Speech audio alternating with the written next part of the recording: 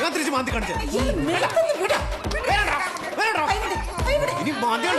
എന്റെ കോഴിയെ ചുട്ട മേസറെ പട്ടി കൊടുക്കും കേട്ടാ. മറ്റേ ആകാശോടി പിന്നെ ഞാൻ ഒരു സ്ലിപ്പായി മോഹം കണ്ട. ദൈവമേ, ഇങ്ങനെ രണ്ട് നാശങ്ങള്. എനിക്ക് നാളല്ലേ ബിബിശ്രീ, അതിനാകെ 10-12 വയസ്സല്ലുള്ളൂ. ഇവിടെ ഏറ്റവും കൂടുതൽ ബെറ്റായിട്ട് മേടിക്കാൻ ഞാനാ. 10-12 വയസ്സവന്റെ. താൻ എന്തിനാ ചൊറിയാൻ പോണേ? നീ ഇവിടെ ഇരിക്കേ.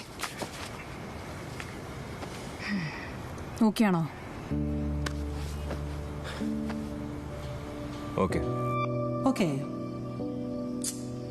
ആ ചെക്കന്റെ നഖം പുലിനഖം പോലെ ഇരിക്കുന്നത്. വെട്ടി കളയത്തുമില്ല, എങ്ങോട്ടൊക്കെ നീർന്ന്. എനിക്ക് ഒരു മിൽക്ക് ഷേക്ക് ഉണ്ടാക്കി തരട്ടെ?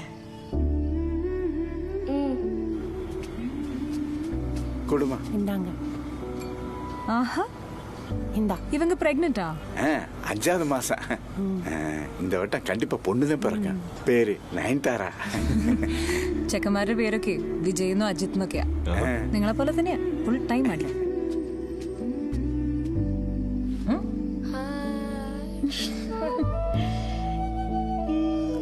ബിബീഷ് എത്രയിൽ പഠിക്കുമ്പോഴാണ് അനിയനുണ്ടായി? +1. അത് കോമഡി ആയിരിക്കുമല്ലോ. ഫ്രണ്ട്സ് ഒക്കെ കളിയാക്കൂലേ? അമ്മ എന്റെ ക്ലാസ് ടീച്ചർ കൂടിയാണ്. അപ്പൊ ഫുൾ ക്ലാസ് കളിയാക്കുമായിരുന്നു. അപ്പോൾ എനിക്കത് കത്തിയില്ല. വീട്ടിൽ ചെന്നപ്പോൾ അച്ഛനമ്മയ്ക്ക് എന്തൊക്കെയോ വ്യത്യാസം. എന്നോട് ഭയങ്കര നൈസ്. ചിക്കനാ ഇന്നെന്താ സ്പെഷ്യല്? സ്പെഷ്യലൊന്നുമില്ല. നീ ഇന്ന് ഞങ്ങളുടെ കൂടെ കിടന്നോ?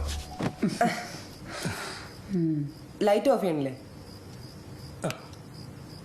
എടാ, അമ്മ പ്രഗ്നന്റ് ആടാ.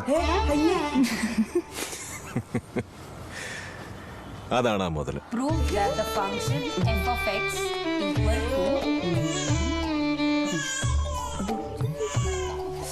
അയ്യടാ, ചേട്ടന്റെ അതേ ചായ. ഇതിനെ കാണാൻ ജാക്കി ചാനെ പോലെ ഉണ്ട്. ഓ പിന്നെ ജാക്കി ചാന് ബിബീഷിനെ കാണും ക്യൂട്ടാവൻ. അതാ തടിയുടെ. പക്ഷെ അവനൊരു ലക്കി ചാമായിരുന്നു. ഒരു കൊല്ലം കഴിഞ്ഞപ്പോൾ അച്ഛന് LICയിൽ പ്രൊമോഷൻ കിട്ടി. അമ്മയ്ക്കൊരു നടുവേന ഉണ്ടായിരുന്നു. അത് ആഫ്റ്റർ പ്രസവം മാറി. പിന്നെ ഞാൻ എല്ലാ സബ്ജക്റ്റും ക്ലിയർ ചെയ്തു. +2ലെത്തി. +2 പഠിക്കുമ്പോഴാണ് അച്ഛൻ മരിക്കുന്നത്. ബസ് വന്ന് ബൈക്കിലിടിച്ചു. അച്ഛൻ ഹെൽമെറ്റ് വെക്കാറില്ലായിരുന്നു. എന്റെ മോഡൽ എക്സാം ബ്രേക്ക് കൊണ്ട് എന്നെ വിളിച്ചോണ്ട് പോകുന്നു. അച്ഛന് സീരിയസ് ആണെന്ന് പറഞ്ഞു.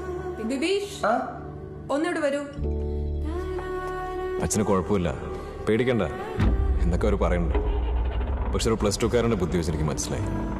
അച്ഛൻ മരിച്ചു. എൻ്റെ സ്കൂൾ ബാഗിൽ എപ്പോഴും വീടിനൊരു എക്സ്ട്രാ കീ ഉണ്ടാവായിരുന്നു. കറക്റ്റ് അന്നത്തെ ദിവസം അത് കാണാനില്ല. അമ്മ ഹോസ്പിറ്റലായതുകൊണ്ട് എന്നെ അപ്പുറത്ത് വീട്ടിൽ കൊണ്ടിരുത്തി. അവിടുത്തെ എൻ്റെ ഒരു വൃത്തിയായിട്ട സ്ക്വാഷ് കുടിക്കാൻ തന്നു. ഓർക്കുമ്പോൾ എനിക്ക് ഇപ്പോഴും ഓക്കാനും വരും.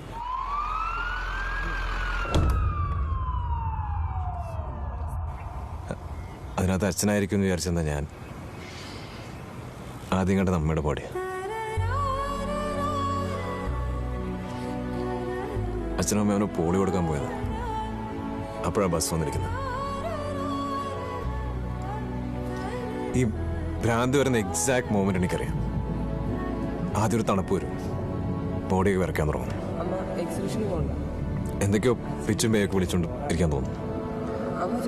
അന്ന് എന്തൊക്കെയാ പറഞ്ഞ് എനിക്ക് ഒരു ഐഡിയ ഇല്ല.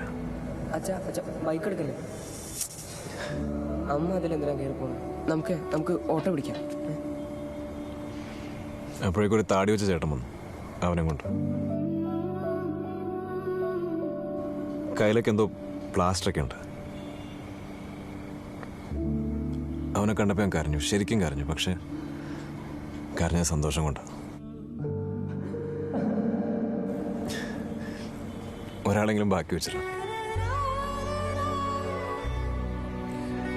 എന്നിട്ട് ഞാൻ അവനെ എടുത്ത് അച്ഛൻ്റെ അമ്മയുടെ അടുത്ത് പോയി കിടന്നു. അവസാനമായി ഞങ്ങൾ 4 പേര് ഒന്നിച്ചിറങ്ങിയത് അന്നാണ്.